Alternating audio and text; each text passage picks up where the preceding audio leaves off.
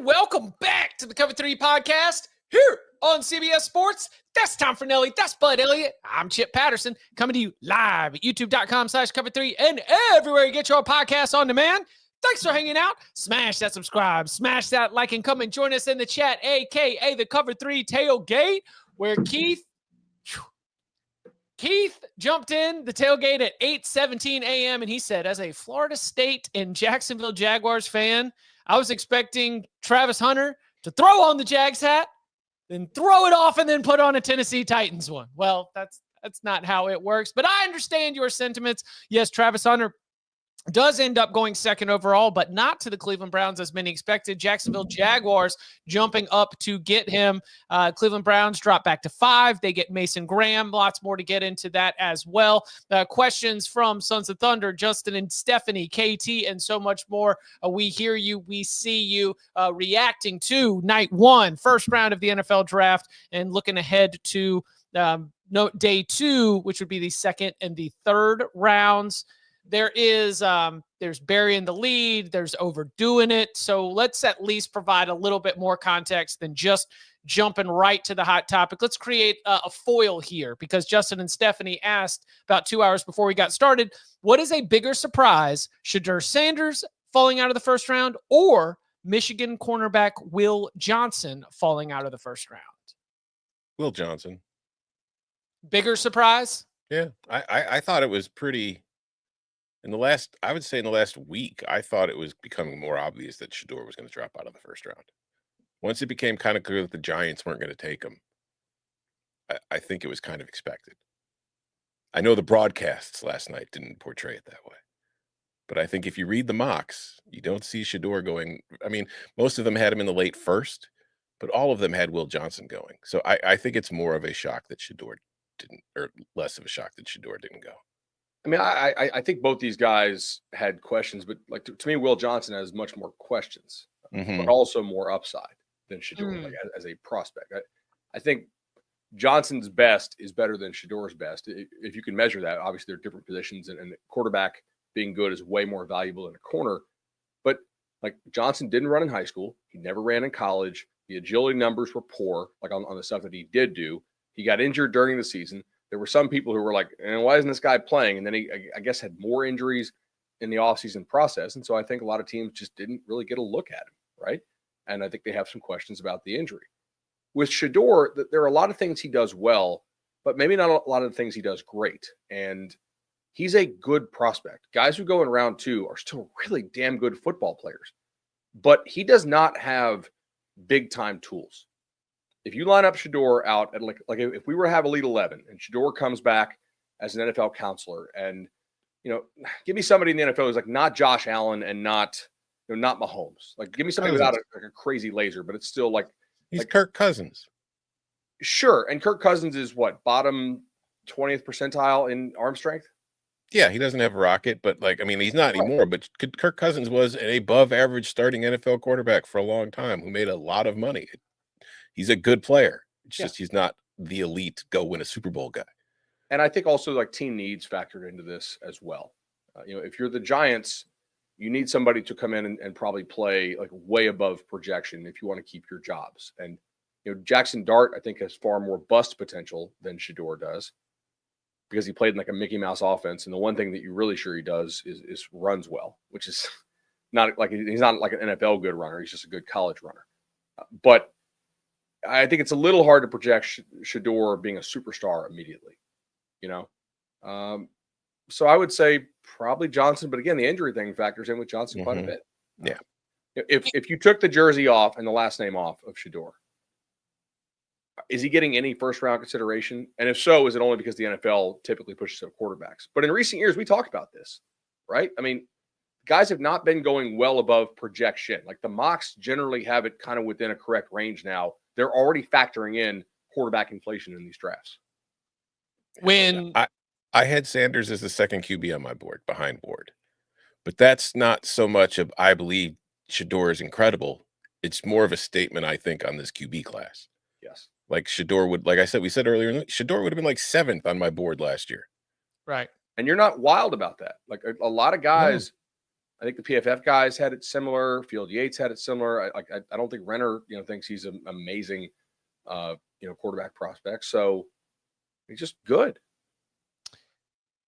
Saints come up. Everyone's looking. Get down to Steelers Saints, at night. from what I heard, really wanted Jackson Dart. Like they were all in on Dart. Sure, but I'm saying even all of these situations, we had not even had a second quarterback taken. Saints come up. Saints go elsewhere. We get to Pittsburgh at 19. Derek Harmon. Okay. All right. Okay. We Giants have traded up to 25. Oh, okay. Here we go again. I mean, they were just within the context of the night until Jackson Dart got picked at 25, and then you knew it was a wrap. But it's like until that point, there were a couple of stages along the way where you were at least like peeked up to see if this was going to be where quarterback number 2 was taken. And then again, until Dart at 25 to the Giants, then it was like, okay, well, we'll pack it up and come back tomorrow at that point. Mm-hmm. Not surprised. Not surprised. Not like, his over under in Vegas was what, 22.5, 21.5. Yeah, but it was the Steelers pick. Like, that's right. really what they said it at. Yeah. Tom nailed it. All right, we got a lot of comments, got a lot of thoughts we'll get to. This is every single year, one piece of the conversation on the college football side of things is to measure by school, by conference, by star rating, all those things. 26 of the 32 first-round NFL draft picks came from the SEC and the Big Ten. Now, is that more of the schools that they have added to their conferences, or is that truly the total separation of talent that we are seeing to those two conferences? So if you were to redo it and give the schools back to the prior conferences, it would be 9. Texas had 2, right? Right. With Golden and Banks. Oklahoma had 0.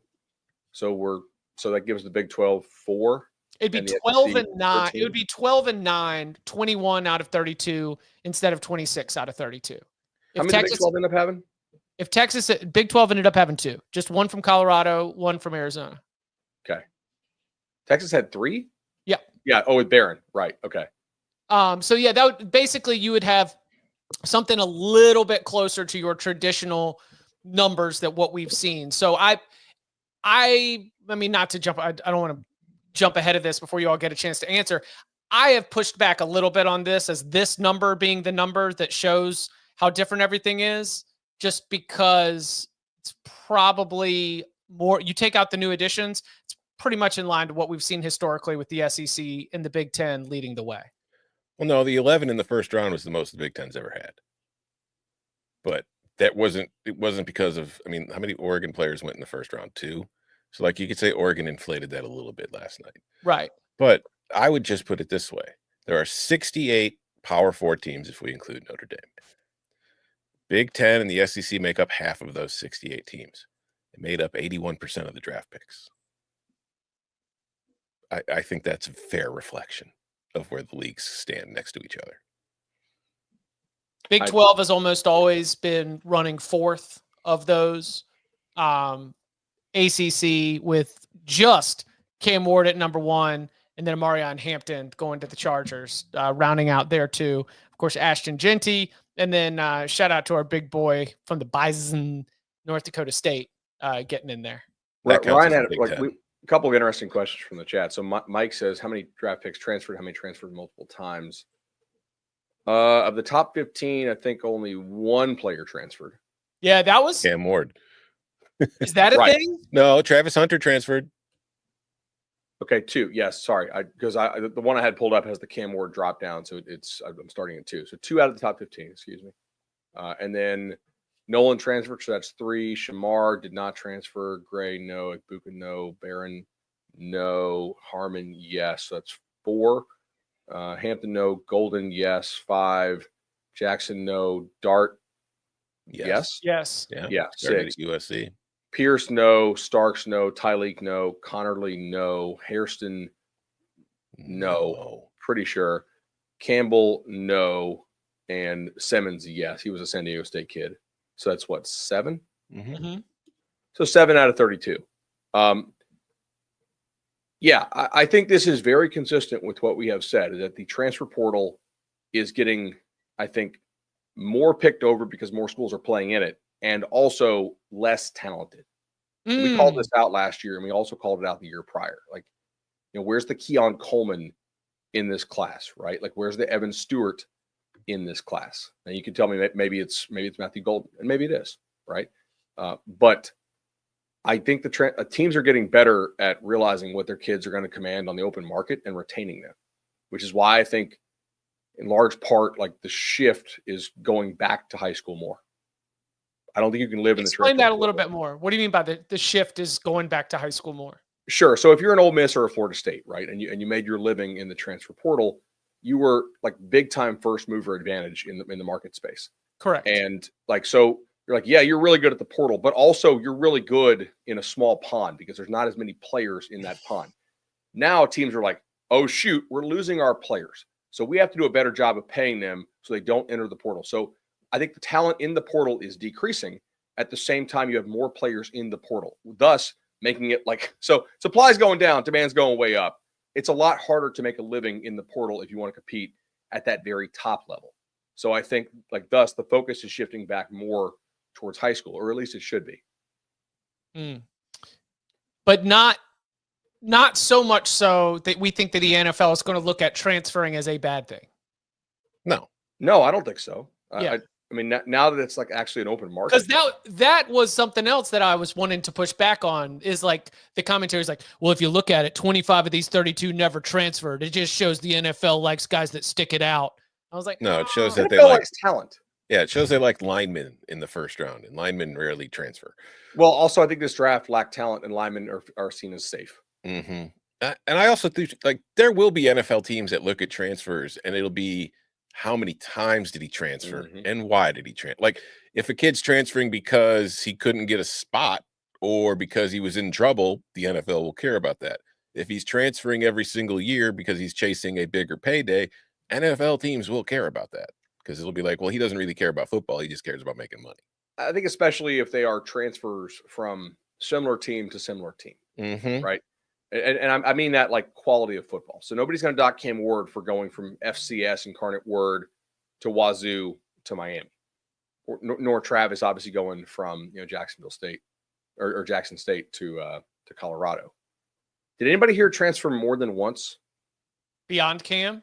Right. Not that I know. Like multiple FBS to FBS transfers. Because Golden was just once from Houston to Texas. Is that right? Okay. Correct. Yeah. And Simmons was just once from San Diego State to Ohio State. Right. But if you're going from like Georgia to USC to that sounds like Air Alexander's music. I'm just saying, if you're doing that, NFL teams might take notice. Right. 100%. Keep your questions coming. Let's go to Sons of Thunder. It says, what was the most surprising pick of the first round? If we have already said that it was not a surprise Shedeur Sanders did not get picked, it was not a surprise that Will Johnson with the knee issue ends up sliding out of the first round. What were some of the surprises from the first round for you? Wait, did Hot Danger says Walter Nolan was 2 transfers? Ole Miss to Texas. Oh, Texas A&M to Ole Miss. Yeah, I don't remember what was before that. There were all the Tennessee rumors at once upon a time, but like he signed with Texas A&M. Yeah. Okay. Yeah. So correct us in the chat if we're wrong. Certainly. I mean, I had like yesterday when we were doing the My Guys thing, I had Tyler Booker. Yeah. And then he goes 12. Yeah. And I was like, okay, like I like this kid a lot. Like I go to IMG a lot. And I've seen the guy doing the lonely work a lot. He's like not coming up to you and be like, hey, look at me, I'm Tyler Booker. He's not wearing like a shirt that says Booker on it. He's out there working his butt off like a lot. So I was like, yeah, like that's a professional habits on a guy. And I thought if it was a good fit, it would make sense. But 12 does feel like that surprised me. But it fits the scheme, right? They want to push people around with what Schottenheimer's going to run there. So I like that. I adore John Breach, And I just want to shout him out for this one. So one of his tasks for the CBS Sports coverage last night was to do the winners and losers. And he's including, lots of different stuff. I mean, like all over the place, the picks, the teams, the fans in Green Bay, when they said that they'd reached full capacity and they started turning people away at the theater door because they couldn't get anyone more in there. And then he points out, this really is why John Breach is one of the best in the business, that right now, in the winners and losers category, one loser is going to be offensive line coach Mike Solari. Man, what? Why is that? Well, that's because they have a Tyler Smith, a Tyler Guyton, and a Tyler Booker. It's just nothing but Tylers. Good luck. Just the squad full of Tylers. And you will only get that from John Breach in terms of realizing that this Dallas Cowboys offensive line, the scheme-fitting edition is also a name-fitting edition. Let's bring on another Tyler. Let's get more Tylers on Dallas. Isn't Tyler a suburb of Dallas? It's in Texas. Where's Tyler, Texas? Come on. I don't know. I feel like it's in the Dallas-Fort Worth area, though. I could be wrong. I'm not exactly there. I'm trying to think where. Not exactly up on my Texas geography.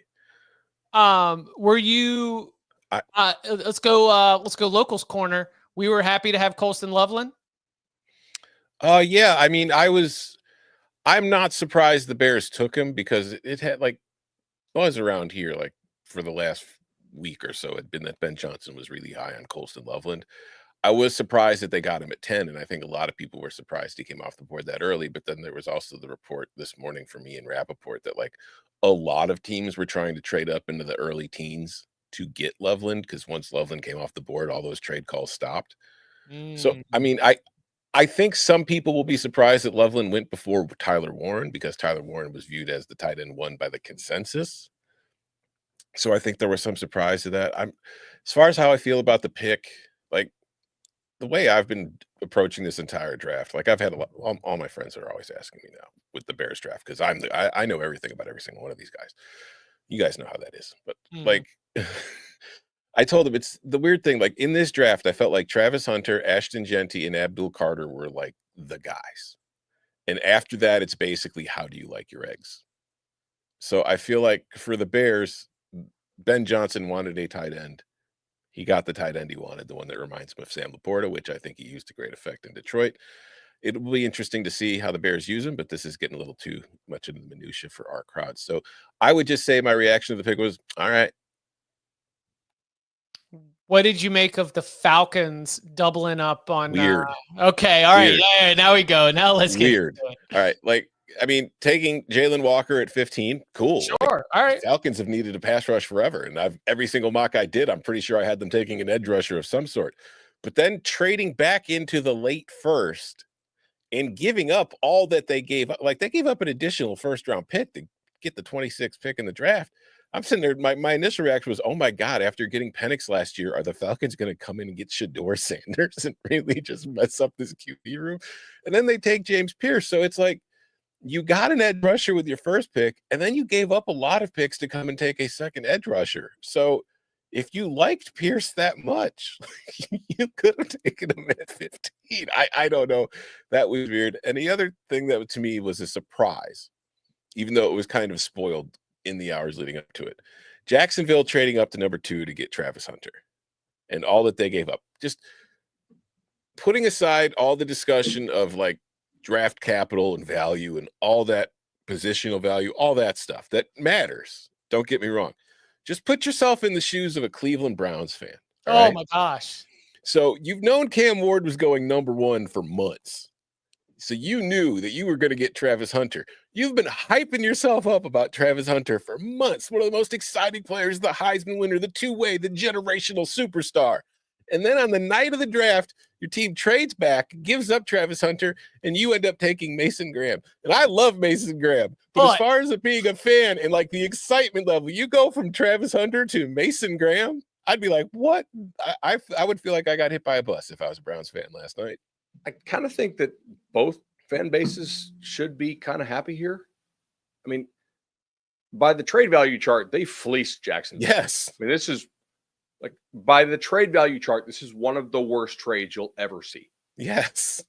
To move they move back 3 spots to get extra first, an extra second, and a 4. Even if you do the aggressive discounting of future value of picks or whatever, this is pretty bad.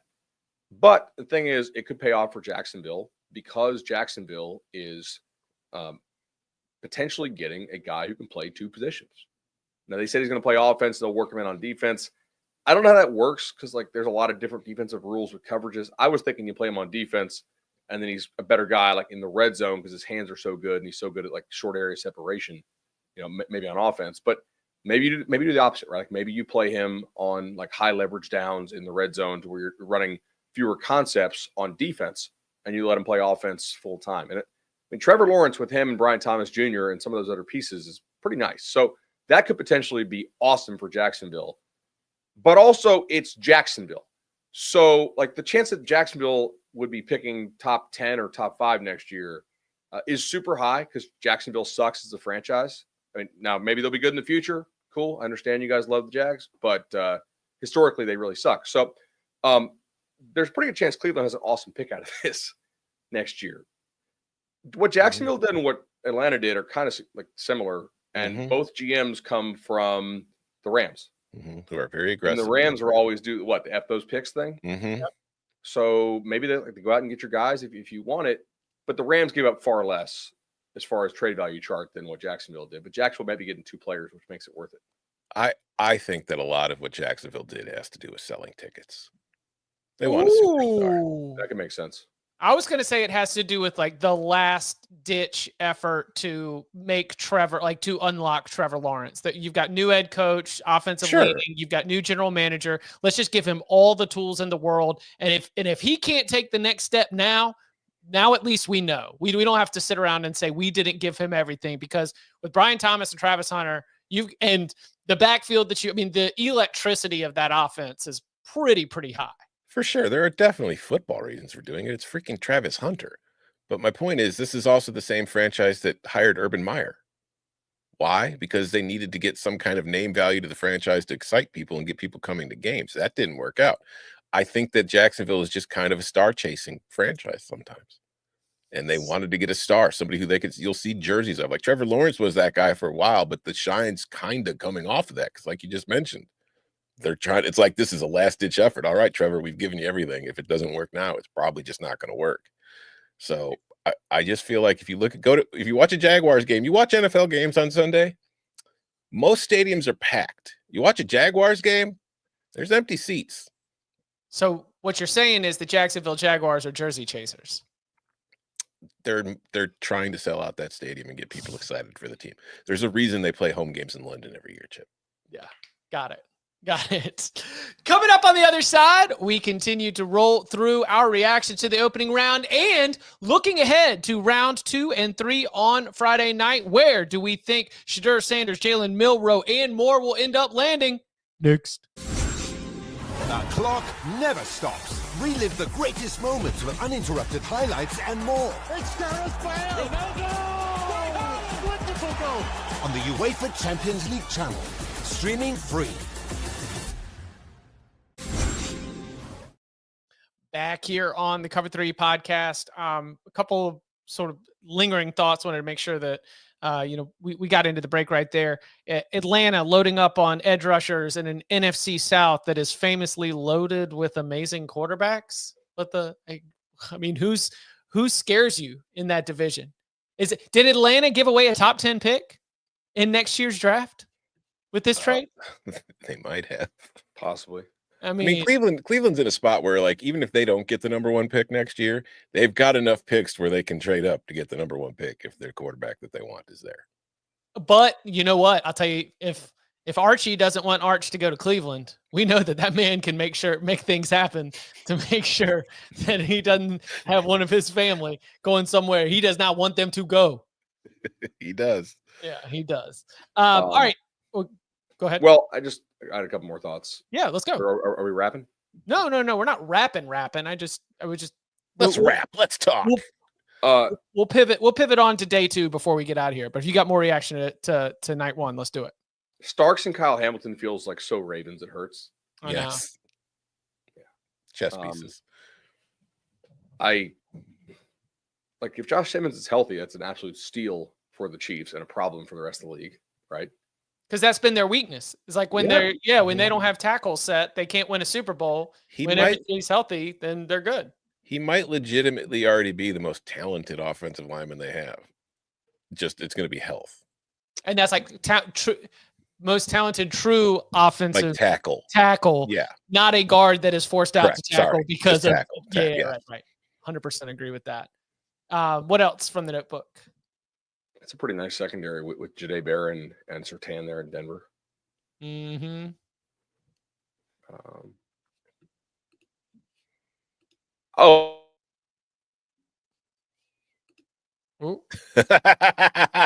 Somebody screenshot that, please.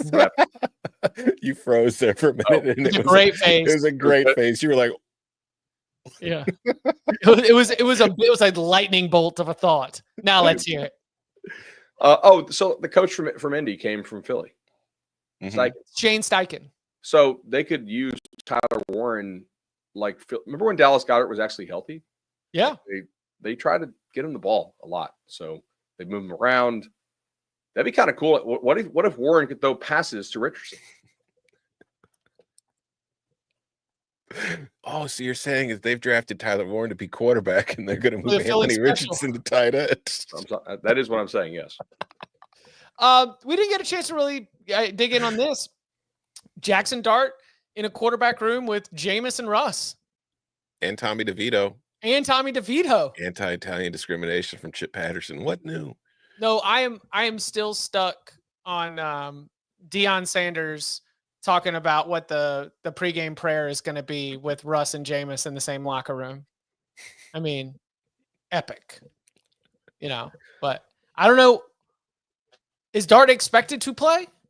One of Jameis and Russ might be gone by the time the season starts. Brian Dable already said that Russ will be the starter. And Jameis, they've got on like $4 million. I think both will be there. I think Tommy DeVito is the odd man out. Oh, okay. Sorry, Tommy DeVito will find a spot, I'm sure. Mm-hmm. Mason Graham, very good pick, you said, Tom. That's one where you think he steps in, he's ready to go right away. Yeah, for sure. And then you're putting him on a defensive line that already has Myles Garrett too. So that their defensive line is going to be nasty. What about his Michigan brethren, Kenneth Grant? Toolbox, absolute freak athlete. Miami's making a bet on that because the production wasn't always there. But I do feel like at times he got kind of overshadowed by Graham because Graham was so good. Mm-hmm. I do think that if Kenneth Grant reaches the peak of who he is, he could also be very, very, very good. I think Grant is a weird prospect because to me, he's like a better penetrator type guy, but the body is that of like a two-gapper. Mm-hmm. So I'm kind of wondering, what do they project him as in Miami? What does Miami run? I don't even know. Yeah, I don't know. Somebody in the chat will know what kind of defense Miami runs. They had Fangio. They got rid of him, or he left on his own. I'm not sure what they were running last year. I just know that their depth chart, I think they're expected to move on from Jalen Ramsey. I feel like they have one defensive back in the locker room right now and maybe two defensive linemen now that they've added Kenneth Grant. So I don't know. I preferred Walter Nolan to Kenneth Grant. I would have taken him ahead of Grant. I think Nolan's going to be a better player. But again, it's how do you like your eggs? Mike in the chat, do we think Shedeur and his dad saying they would say no to some teams actually caused him to drop? No. Yes. Really? Yeah, I think there's a lot of teams that just don't want to put up with the Deion nonsense. I think if Shedeur was really good. Relative to his talent level. If he was Cam Ward talent level, I think you deal with it. You're not. Is it? You're like if you're in that office, you're like, do we want these headlines of this guy constantly around this guy who is a good player, a good prospect? Chip literally just brought up Arch Manning and Eli. They literally said no. San Diego drafted him and they said no. Right. And they forced him to trade him to the Giants. Eli's a lot better prospect than Shedeur, though. This is kind of what I'm saying. Agree. Relative to your talent level, you'll put up with some level of nonsense. Agree, but I think that's what it is. It's the talent. I don't think it's the dad. I think if Shedeur had been great. Right? Kind of the same thing. I mean, not one for one, but there's a certain level you'll put up with. At the risk of boxing myself into the corner of the Glazers and the Pumpers and whatever else people are saying right now on the internet, hype man, sure. If I was in a front office, I would be on the other side of that conversation saying, I hear you about the dad, but what about because of the dad? What about the DNA? What about the genetics? What about Hunter's just the one looks like he's got the DNA from the dad, not Shedeur. what? I mean, he moves like Dion. Shedeur moves like somebody else.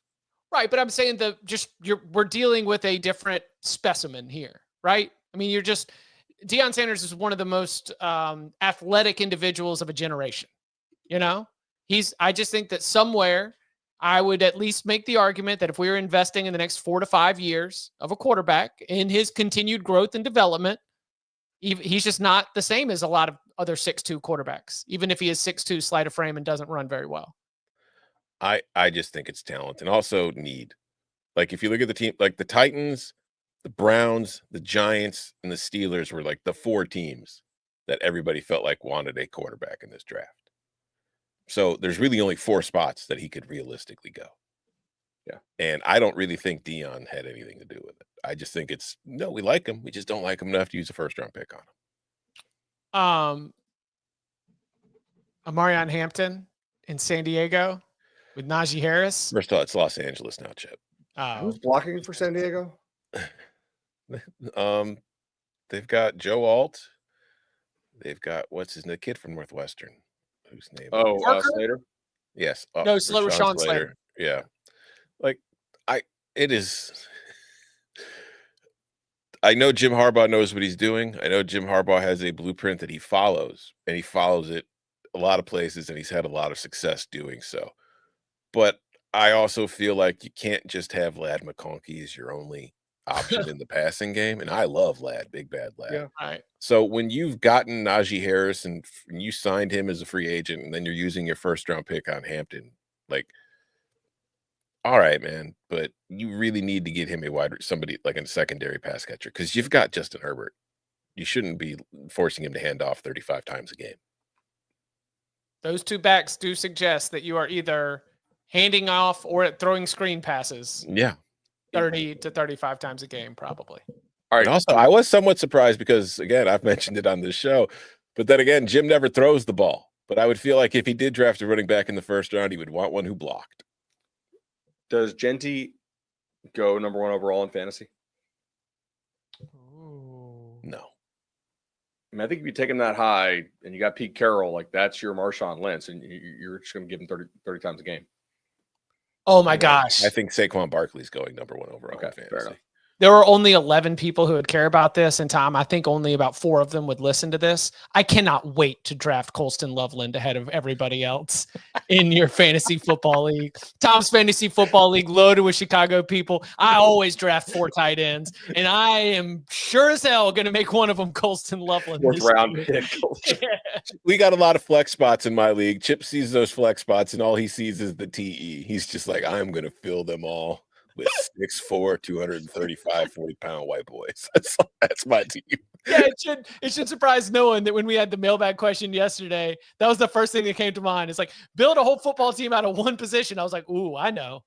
I didn't. Let's go. It'll be like Lamar Jackson with his first-round pick, and then it'll be Colston Loveland, Tyler Warren, Dallas Goedert, and somebody else will be his next. Brock Bowers. Brock Bowers. Yeah, definitely went too high on Brock Bowers. Paid off eventually. All right, now let's take a look ahead to a Friday night where we will have round 2 and round 3. Cleveland Browns get things started at 33. Houston has control of 34. Tennessee, then Cleveland again. So Cleveland, 2 in the top 5 for tonight. Las Vegas also in there at number 5. To keep going down in terms of looking at potential quarterback landing spots, you've got who else? Who did we say? Cleveland and Pittsburgh are really the only 2. And New Orleans. New Orleans might be in there for one. Cleveland, Pittsburgh, and New Orleans. Where's Pittsburgh? All right, so where do we think Shedeur Sanders, Jalen Milroe end up going?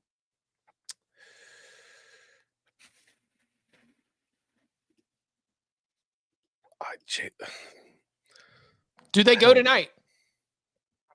Yes. I think somebody will take a shot on Shedeur tonight. I mean, there's 64 picks tonight. Right. Yeah. Gotta happen. I don't think he's falling to the 4th round. No. Does Tyler Shuck go ahead of him? No, I don't think so. But I How about Milroe? Maybe. I think. I mean, the Browns have 2 of the first 4 picks. I'm pretty sure one of them will be on a quarterback. I don't know if it'll be Shedeur. Here's one. Is skipping the draft and creating your own like draft temple at your own place, is that the good move? Or is being there and not getting drafted first round a better move? Being at my own place. Being at my own place. Especially if I have a pretty good inkling I might not get drafted in the first night. Yeah. Because can you, like, let's think, look at, and I'm not going to single out a certain network because I didn't watch that certain network that everybody was complaining about last night. I watched the other one. But think about all the complaints about all the Shedeur Sanders talk during the draft last night. Imagine if he was there in the green room. That's all the entire broadcast would have been. Cameras on Shedeur, seeing how he reacts to every single pick that isn't him. And we still went to a live feed of his draft party. Yes. A lot. I liked getting to peek in on all. Actually, Bud, I prefer the draft temples. Okay, because we get wide variety of a couple things. Number one, family positioning. Where is the girlfriend? Where is mom? Where is dad? Where are uncles, cousins, sisters, brothers? Where is everybody positioned in the draft temple? Number two, draft temple setting. Okay. Some of these looked like basements. Some of these looked like living rooms. Emeka Egbuka in Lake Stone, Washington looked like he was at the Lake Stone Tennis and Racket Club. I mean, that thing had like 15-foot vaulted ceilings, some nice like wood paneling on the back. I mean, cigar smoke and like just smoking jackets is sort of like the vibes that I was getting from Emeka Egbuka's draft temple. Again, just so much that we can continue to take in and learn about these prospects based on where you are, what it looks like, where your family and or girlfriend are positioned on the couch. Just give me more draft temples as opposed to in the green room where you probably have a limit on how many people can be there, right? And while I am enthused by all the daps that you get with other prospects on the way out, all from Maxwell Hairston, I am. I'll take the live look in on some of these on some of these situations at home. I want to send a shout out because your girlfriend mom thoughts reminded me of a tweet. Oh, shout out to PFT commenter for this tweet that was a literal spit take for me yesterday when I read it. This was in the morning yesterday. He said, draft night on TV is one of the biggest girlfriend nights of the year. Congrats to all the girlfriends who have put in a lot of hard work dating a college football player. Can't wait for you to find out what city you think you'll be moving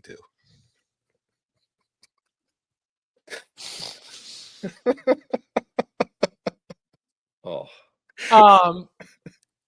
So Gray Zabel from North Dakota State, Green Earth in the tailgate says his family had a board game prominently displayed on the table. It was Settlers of Catan.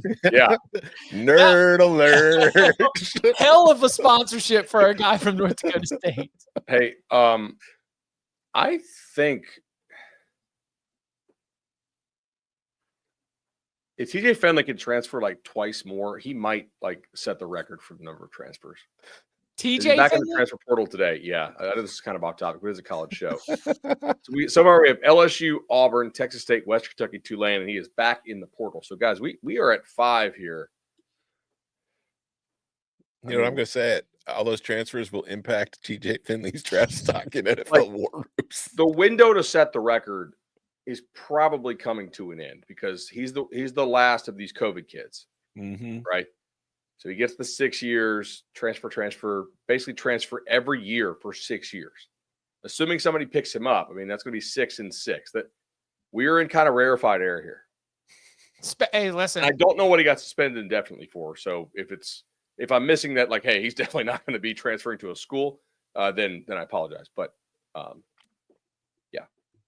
Big Ponchatoula, I think was Emory Hunt's name for him. So never quite delivered. Never quite delivered at that level. What else are we looking for here on Friday night? where does Worry go? The safety out of South Carolina, like Mhm. much better tester than player, but still a good player. Just didn't play to what he tested like. Where do Mike injury- Green. The injury guys, the character guys, I want to see where they go. Luther Burden. Yeah. The injured corners. Mhm. Workston from Notre Dame, Ravel from East Carolina, Johnson from Michigan. Where did they go? The Iowa State receivers, Noel and Higgins. What else here? I want to see which running back the Bears draft. I have a feeling they will draft one with one of their 2 picks. Dylan Sampson I think he's a very good fit for what they do. Yeah. or Trevion Henderson. Yeah. I have of a good fit? Trevion, but yeah. No, I think he's a fit. I think Trevion's more of a gadget running back than he is a running back. You said the injured corners, right? Yeah. Yeah. Lots to get into, lots to keep our eyes on. We are going to be back on Monday with a full NFL draft recap, a breakdown of the conferences, the schools, also some of the moves that got our attention. Certainly reaction to where Shedeur Sanders, Jalen Milroe, Tyler Shuck, and so much more end up going. It'll be a lot of fun. Come and join us Monday, 11 a.m. Eastern time. And you can follow him on Twitter at Tom Fornelli. You can follow him at Bud Elliott 3. You can follow me at Chip _Patterson. Gentlemen, thank you very much. Thank you.